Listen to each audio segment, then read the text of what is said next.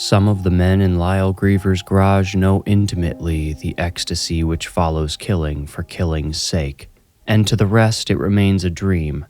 But they all sit together in a ring of cold folding chairs, feeling, for once, like they are somewhere they belong. They all came in through the garage's side door, avoiding capture by Mr. Griever's doorbell camera.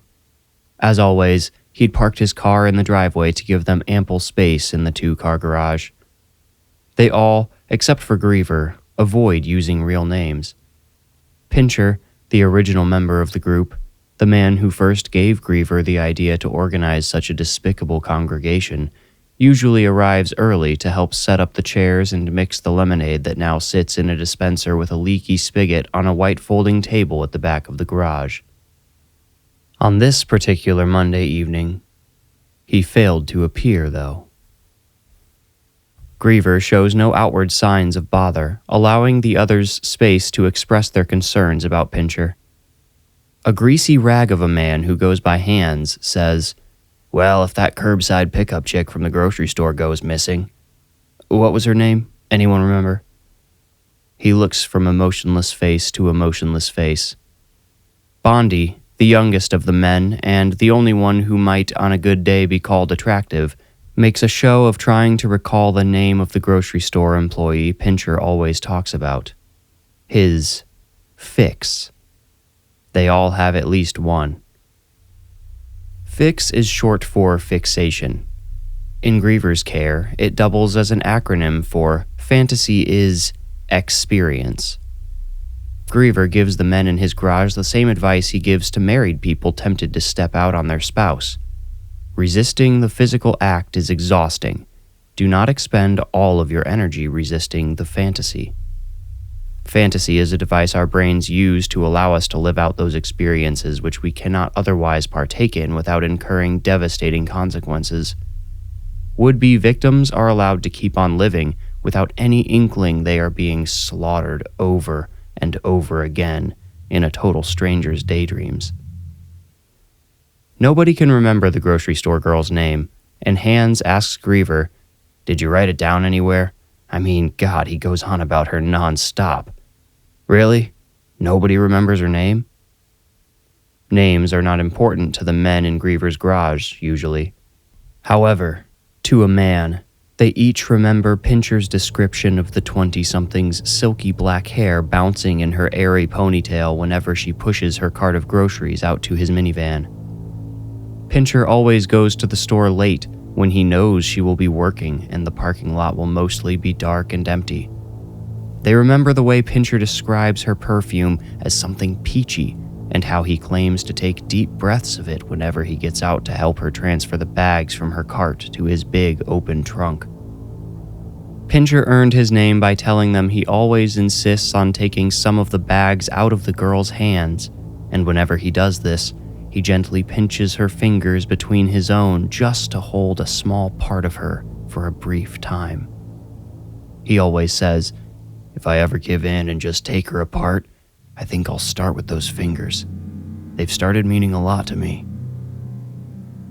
Sitting down with a clear plastic cup full of lemonade, Griever says to Hands, "You know I don't record any of these meetings in any format, not even written notes. If no one remembers her name, then, well, that's it," his tone implies. The antisocial men are only able to function as a group due to an unspoken agreement that none of them, including Griever, will bear any responsibility if one of them acts on impulse and finally takes down his Fix, which they all believe Pincher may have done. Griever says, "Pincher came to me over a year ago, clinically, to share his concerns about certain, intrusive thoughts he was beginning to notice. This grocery store girl has been his Fix the entire time I've known him, and he's done nothing to her besides what he's been open about here. I'm sure we've all been late before, right? And nobody's required to come to every meeting. Let's move on, huh? Who would like to go first? Bear?" Bear, using the gruff voice which, in conjunction with his size and hairiness, gave him his name, says, "No, I think I've got too much to say tonight. Better let the others go first this time." "Oh, interesting," replies Griever. "I'll go," says Hands. He puts a hand between his knees and tugs his chair forward a little bit. It squeals on the concrete floor and groans when he sits back down. Griever says, "I checked before the meeting and saw your listing was still up. What's going on with that?" "Well, Hands begins. It got removed again, and I thought about just leaving it down, but then I thought, it can't hurt to put it back up." "Anything in particular make you want to put it up again?" $10 says he got another email from his fix, Bear whispers to Bondi. Bondi replies, "Done." Hands, hearing the entire exchange, says, "Sorry, Bear, better pay up." Bear's lower jaw tightens, pushing his lips outward in a slight pout.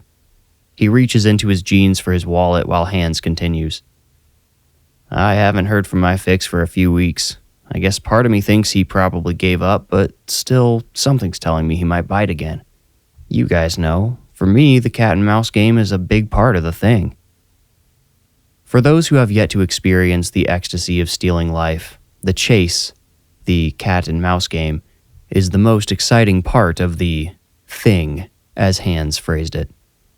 They could chase and never kill, but still enjoy a piece of the thrill. The best part is, if it lets the mouse keep living, the cat can chase it as long as it wants. Hands has tried to connect with potential victims on a couple of dating apps, but he thinks everyone on there saw through the fake name and photo he used and got spooked. He can't use his real name and photo because, on top of the potential for getting caught, Hands is not short for handsome. At the age of 56, with a ring around his belly for each year, he stands little chance of luring in the type of man he so desperately desires to dissect. Hands is looking for a bodybuilder. They say opposites attract. Hands acquired a beat-up but functional multi-grip barbell, the type of specialized bar only a serious lifter would be interested in. He snapped photos of the barbell in his driveway, then stashed it in his garage behind the Christmas tree he hadn't brought out in the 6 years since his wife left. They shared a type, apparently. Hands posted the barbell on Craigslist for $50. A steal, but not cheap enough to look like a scam or a trap. For obvious reasons, Hands could not put, "We'll only meet if you are a ripped young buck" in his description, but he devised a clever, though admittedly conspicuous, way to sift through the inquiries. Hands copied and pasted this response to all of them. "Hello, bar is still available. I've got a lot of spam, so to show me you are real and not just some scammer, please send me a pic of the back of your hand. I know it sounds weird, but it works. Just send the pic, then we can figure when to meet. Thanks." He used a new email address every time he relisted his post so his real name would never be attached to it. He didn't include a name in the signature line either, not only because he didn't want to, but because he only wanted to attract the type of guys desperate or stupid enough to meet with a completely anonymous stranger.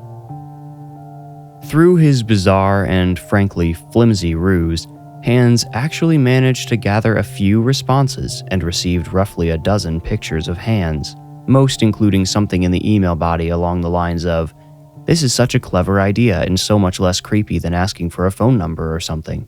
Thanks for the great idea." One hand photo he received stole the pit in his stomach which more often functioned as his heart. The hand pictured bulged with veins full of blood so rich and vital it shone blue through the dark skin stretched over it. This was not the hand of a young man with a budding interest in fitness. This was the hand of a man deep in the lifestyle. Hands theorizes that you can guess the appearance of someone's whole body based on their hands alone. This hand was smooth, hairless, and just the right amount of calloused. From it, Hands extrapolated the rest of his fix. He began a correspondence with the man with the powerful hand. They chose a time and place to meet, public of course, but Hands had no intention of actually going there and meeting him. It's about the chase, remember? It's about letting that mouse get close enough for you to slash it open, but then letting it go. Hands canceled the meetup an hour prior to their agreed-upon time and claimed he couldn't meet again for about a week. Lucky for him, his fix remained in touch. Even after another cancellation, the young buck held out hope and set a third appointment to purchase the barbell. Although, apparently when Hans canceled yet again, the fix reached his limit. Griever gently encourages Hans to remove his Craigslist post and to stop reposting it whenever it expires or someone reports it, which has happened twice in response to his requests for hand photos. Most of Griever's patients, the ones who end up in this group, they can't help but run across their fixes while going about their everyday business. The group exists as an outlet for their feelings and frustrations. Griever's goal is to keep these men from actually hurting anyone. Although, due to Pincher's tardiness, he's beginning to worry he might have failed in one instance. To Hans, he says, "I'll just say one last thing." He waits until Bear is done scowling at Bondi, to whom he just handed a tattered $10 bill. "I think I know what you're going to say, Doc," Hans says. "Well, then why don't you tell me?" Hans exhales like he's trying to cool off his lemonade. He says, "We gotta judge our actions, not our thoughts. I guess my actions have been, judgeable." "Just about on the money," Griever says, winking at Bear. Bear's fading scowl dips into his beard again. Hans says, "Yep, well, I'll take that into mind, I guess." Bondi says, "I'll go next since Bear wants to save his for last." "That doesn't make us even," Bear grumbles. Bondi puts up his hands like, "Don't shoot," and laughs. "Hey, it was your bet, man." "How has your situation been treating you, Bondi?" asks Griever. "As viciously as ever," says Bondi. "Her boyfriend's been traveling even more lately. At this point, I'm pretty sure he's flying out and living in Seattle during the week.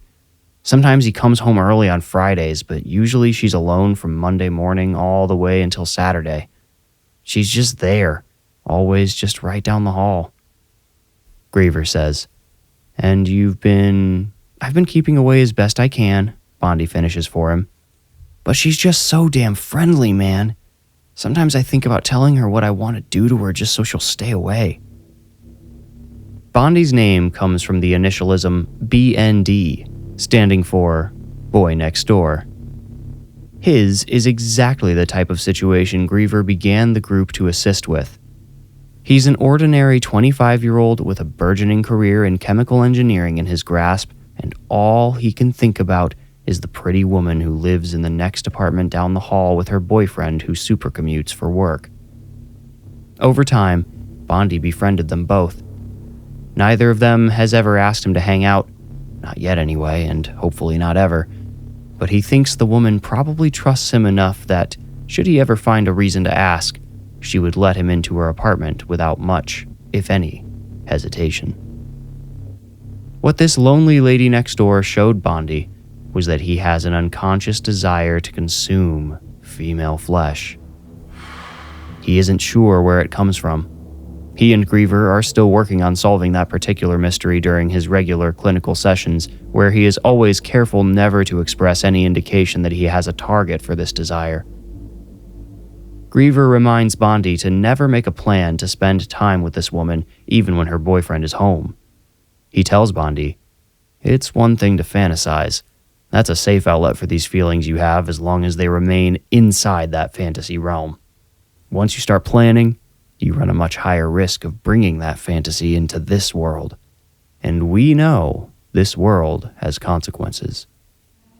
Bondi assures him that over the past few weeks, whenever the woman was home alone, he lost himself at work during the day and only allowed himself a few minutes to fantasize in the evenings while she innocently watched TV or read books next door, totally unaware that only a few feet away she was being skinned and marinated, baked and broiled, sautéed and simmered in the mind of a friendly and kind of cute neighbor, only one decision away from knocking on her door.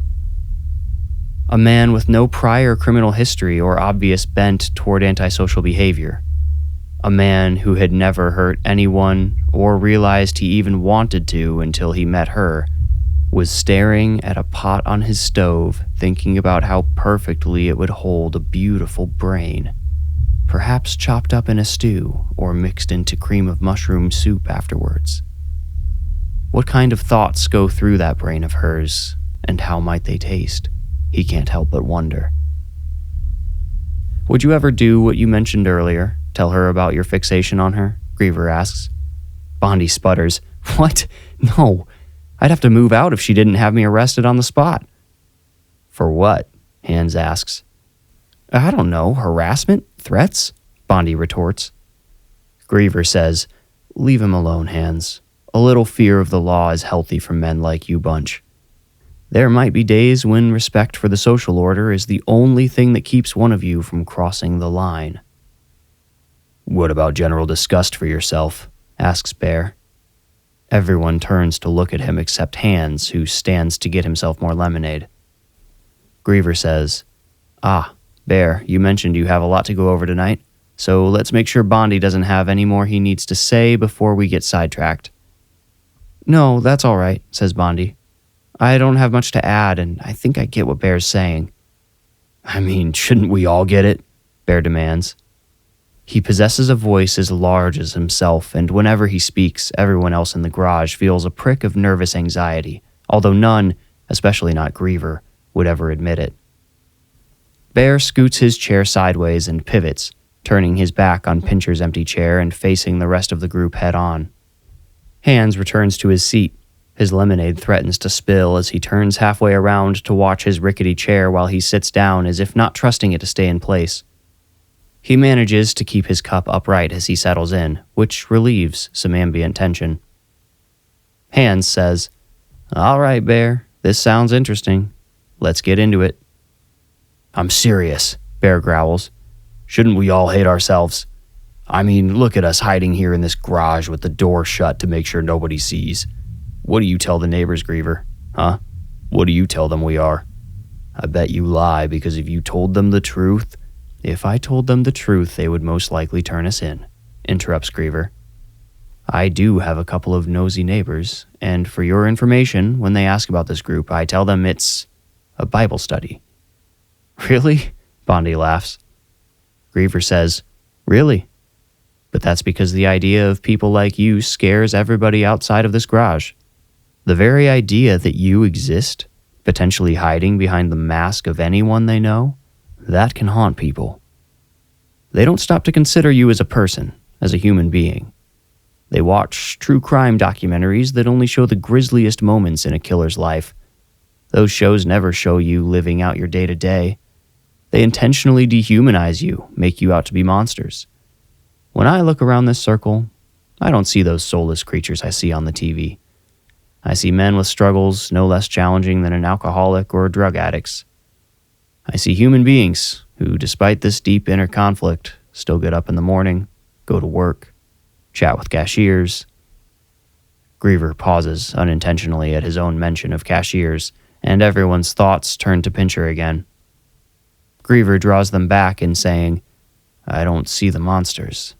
I don't see men who should hate themselves. Why are you all here, anyway? You wouldn't come if you didn't want help resisting those urges that want to drive you. So, Bear, I have to disagree with you. You can't... Well, no, you can help who you are. And you're here doing that right now. You might change your mind after hearing this, Bear says. Quieter, but no less intense now. Bear can't help but to be intense.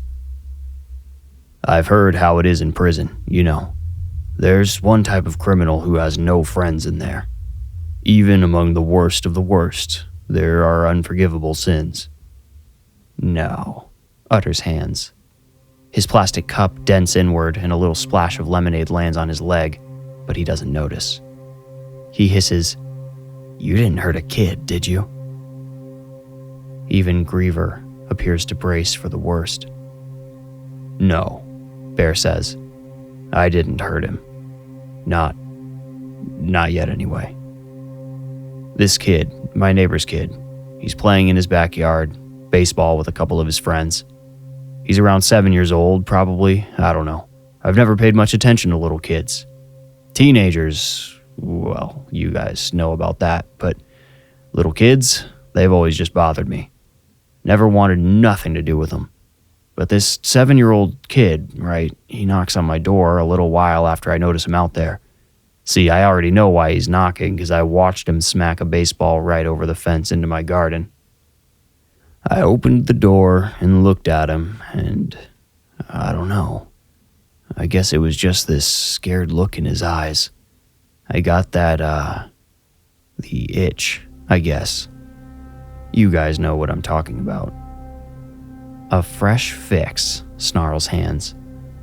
Head bowed and hands clasped as if in prayer, Bear looks at him and nods. He doesn't like the recoiling posture Hands is slowly stiffening into.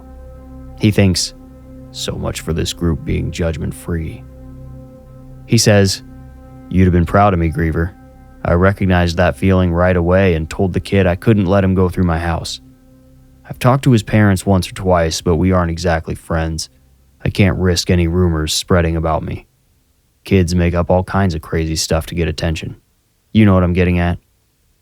So I opened up the garage door and told him to go through that way. I left the door up so the whole neighborhood could watch him come and go if they pleased, and I stayed inside, watching from the kitchen window. Then the kid starts walking back with his ball in hand, and I think, well, I realize the garage door button is just a couple feet away. I could press it and shut the door on him before he realizes it's closing. I could open up the door from the kitchen to the garage and grab him real quick, get him inside before he makes a sound. And you know what? The only reason I didn't was because of how easy they would have caught me. I wouldn't have had enough time to wash his blood off my hands before the cops would have broken down my door. That's the only reason why, and that scares me. "Well, this is a surprise, Bear," says Griever. He looks over the lenses of his half-framed glasses. Without those glasses, he would look like Al Pacino from Heat. "You're telling me," Bear scoffs. The four men's heads fall, pulling a shroud of silence down upon them, until Bear, not speaking to any one of them in particular, says, "Can someone just switch like that? I've never thought about killing a kid before. It's never even crossed my mind as, I don't know, a possibility." "But now it seems possible?" asks Griever.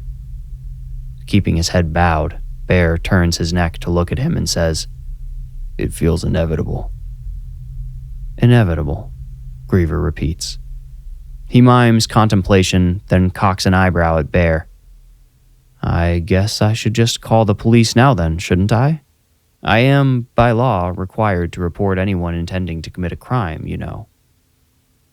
Bear's sorrowful expression tenses with anger, then, nearly as quickly, softens into an involuntary grin.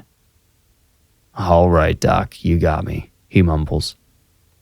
"And see," replies Griever, also grinning, "your situation has not changed as much as you think. The age of your fix doesn't affect the guidelines." "No," Bear either says or asks. It's difficult to tell. "Be honest with yourself," says Bondi. "This is the first tenant abided by the men who come to Griever's garage." Head bobbing and eyes glazed, Hands grumbles, "Except who you are." Bear subconsciously shifts away from him, disappointed but not surprised by the spite he hears coming out of him. Although at his core Hands is a creep and a killer, or at least possesses the potential to be, he wears an epidermis of principle. Griever vaporizes the tension by invoking the third tenet. Judge yourself by your actions, not your thoughts. Bear opens his mouth to recite the next line from their unwritten rulebook when someone tries to open the side door, which Griever keeps locked during the meetings. No one makes a sound.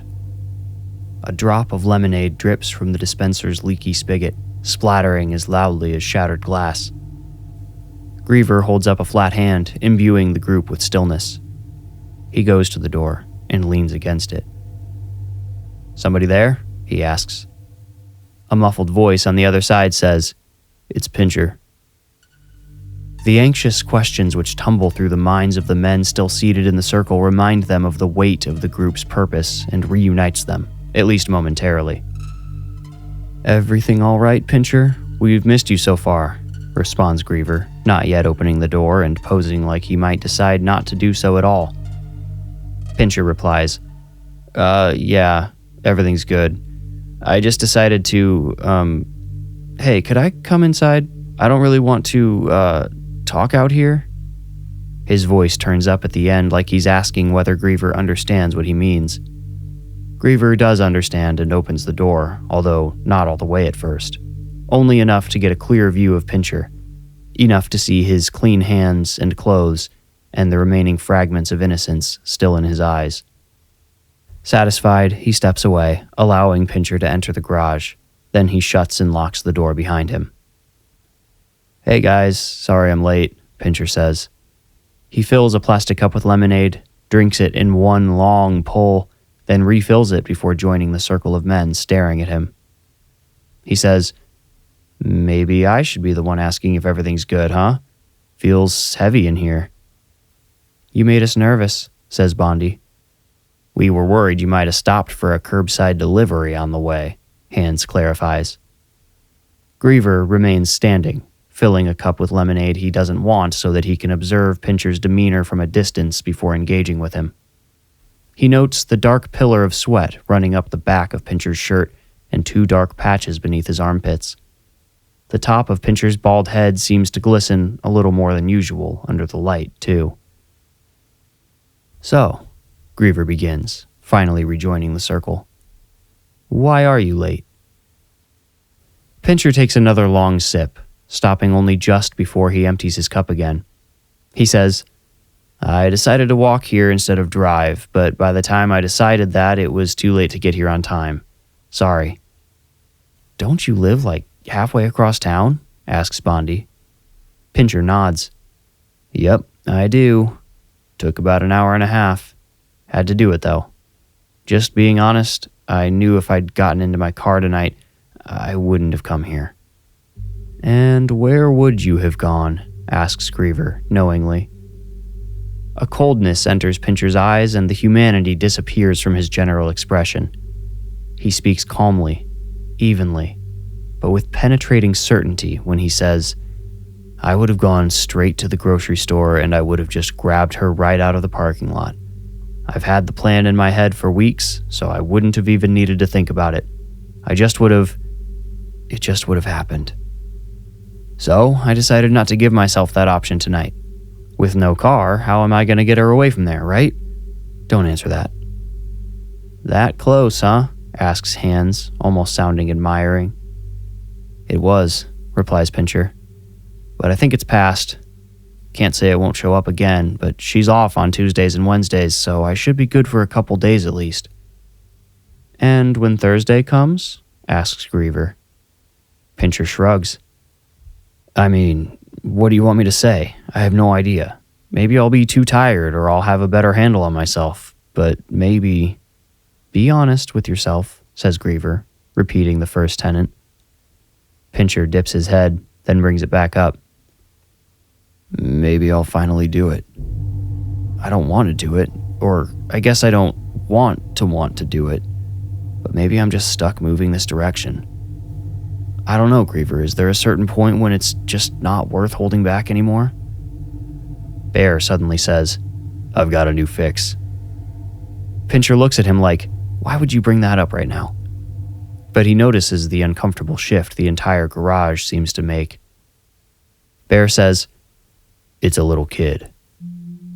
He looks into Pincher's cold eyes and watches them warm again, only slightly, but enough to know he'd been understood. Just in case, he adds, I'd say it's worth holding back, wouldn't you? Pincher nods slowly. Griever says conclusively, judge yourself by your actions, not your thoughts. Remember, gentlemen? He claps his hands together. I think that's all the time we have tonight. Pincher, would you like me to give you a ride home? Maybe we can discuss your situation a little more on the way.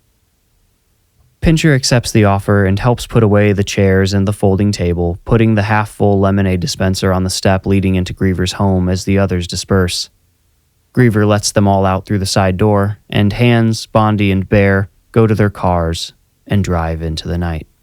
Bondi returns to his apartment where, just next door, a friendly young lady is watching reruns of The Office, already missing her boyfriend who'd flown to Seattle that morning, leaving her completely alone for the week. Hans goes home and checks his email. 3 hits on his new barbell post await him, and he responds to each with a request for a photo of Hans. Bear slows as he nears his driveway. He bounces over the curb by accident. He isn't looking where he's going. In the driveway next door, a little boy is shooting hoops all by himself, taking advantage of the last few minutes of the sunset's fading glow. Griever grabs his keys from inside and meets Pincher at his car in the driveway. His next-door neighbor, a stereotype of a conservative baby boomer, is there, questioning Pincher beside the car. "Hey, Jerry," Griever cuts in as quickly as he can. "What brings you out this evening?" Jerry smiles and replies, "Just out for a walk and saw this young man by your car, Lyle. I'll be honest, for a second I thought he was trying to break into it." He laughs heartily, and Griever hesitantly joins in, giving Pincher an apologetic wince on the side. Jerry says, "He told me he's one of the men from your group, your Bible study. I was just asking him which passages you all looked at tonight. You know, Lyle, I'm a big Bible guy myself." "I know it, Jerry," Griever replies. "But listen, I've got to drive him home now." He nods for Pincher to get in the car, and Pincher takes the cue. Griever says, "Let's chat tomorrow, yeah?" Sure, replies Jerry. Instead of walking away, he steps closer to Griever and lowers his voice, eyeing Pincher in the passenger seat through the windshield. He says, "Listen, Lyle, I think it's great what you're doing for these young guys. You and I were that age once, remember?" He chuckles. "Way back when, right? It's important work you're doing, keeping them on the right track. You're doing a good thing." Smiling gratefully, Griever says, "I hope so, Jerry. I sure hope so."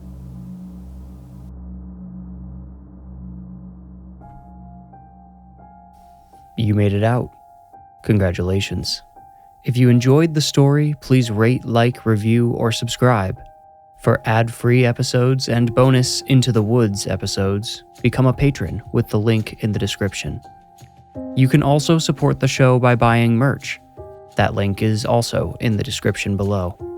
To stay up to date, follow me on Instagram at The Warning Woods, and if you feel ready, meet me here next week for another journey into the Warning Woods. Thank you for listening.